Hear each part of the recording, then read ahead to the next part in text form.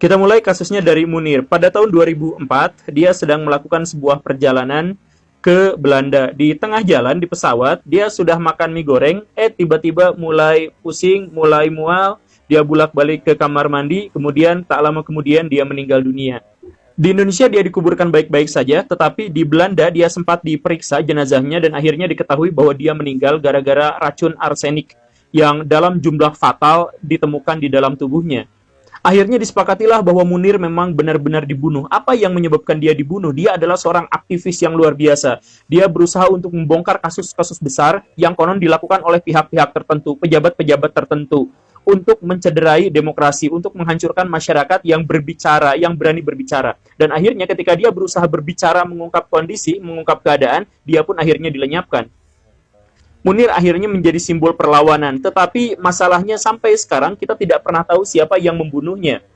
Orang yang membunuhnya itu adalah Polikarpus. Menurut pengadilan, dia kemudian setelah rangkaian pengadilan yang sangat panjang dan dramatis, dia divonis 14 tahun penjara dan kemudian akhirnya bebas. Sekarang dia sudah bebas. Apa alasan Polikarpus membunuh? Dia adalah seorang pilot biasa, tapi dia membunuh Munir. Tidak ada hubungan apapun, tapi dalam persidangan dia katakan bahwa dia membunuh Munir karena untuk membela NKRI, karena Munir terlalu banyak berbicara.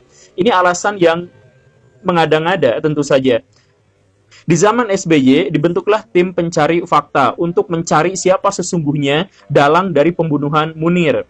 Dan akhirnya tim pencari fakta itu berhasil menemukan sejumlah fakta dan selesai menghasilkan sebuah dokumen yang luar biasa yang berisi tentang 4 level pembunuh Munir. Dari mulai eksekutor di lapangan sampai orang-orang di belakangnya. Dokumen itu berbicara banyak.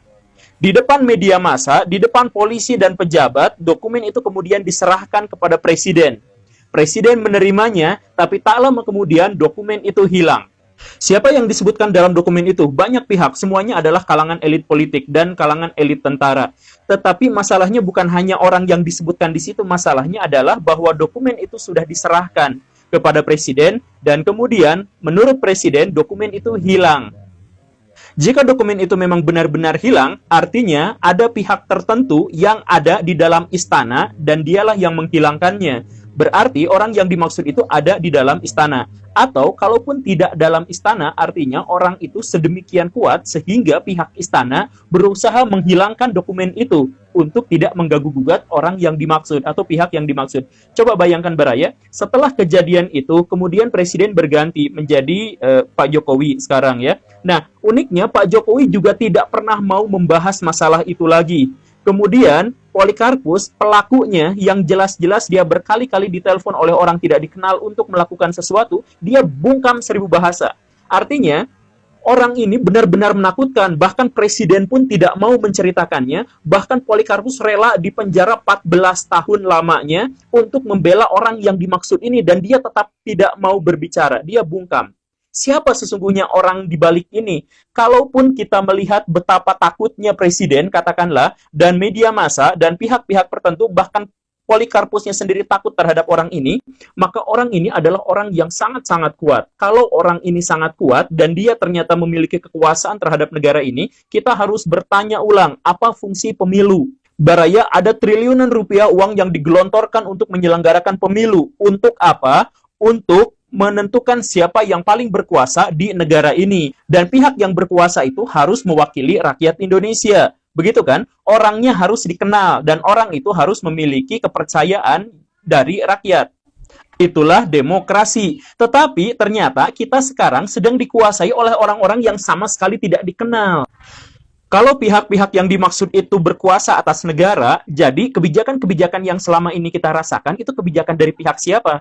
Dari pemerintahan yang kita kenal, yang kita pilih, atau pihak-pihak yang tidak pernah kita ketahui. Dan orang-orang yang dimaksud juga kita tidak pernah tahu tujuannya apa, kita tidak pernah tahu sampai sejauh mana intervensinya, apakah hanya menyangkut uang saja, apakah menyangkut politik saja, atau bahkan sampai hal-hal detail juga dia ikut mengatur, dan lain sebagainya. Ada pemerintahan bayangan, dan kita, sekali lagi, ketika saya berbicara seperti ini, saya bukan berbicara tentang hal yang baru. Saya berbicara tentang sesuatu yang sudah terendus oleh begitu banyak pihak, tapi tidak bisa dilihat. Sudah sama-sama kita dengarkan apa yang disampaikan oleh Guru Gembul tentang semua yang berada bayangan-bayangan di belakang pemerintahan-pemerintahan kita dari dahulu sampai saat ini. Bahkan kasus Munir pun sampai saat ini belum bisa terpecahkan dengan semua pergantian presiden-presiden sampai saat ini.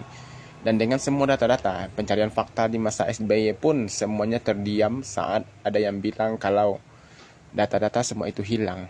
Dengan semudah itukah data-data yang hilang dengan pikiran-pikiran rakyat kita berpikir secara detail atau jauh? Nah, di sini menjadi sebuah pertanyaan besar bagi kita semua, gimana dengan pengaturan-pengaturan atau pemerintahan kita di negeri kita ini. Siapakah orang-orang yang berada di belakang semua itu dan apa tujuan mereka, apa mainan mereka, kemana arah mereka, dan ini semua PR bagi kita dalam menentukan sikap kita ke depan terhadap kedaulatan dan dalam menjaga negeri kita yang tercinta ini. Mudah-mudahan menjadi ilmu yang bermanfaat dan tunggu kelanjutannya.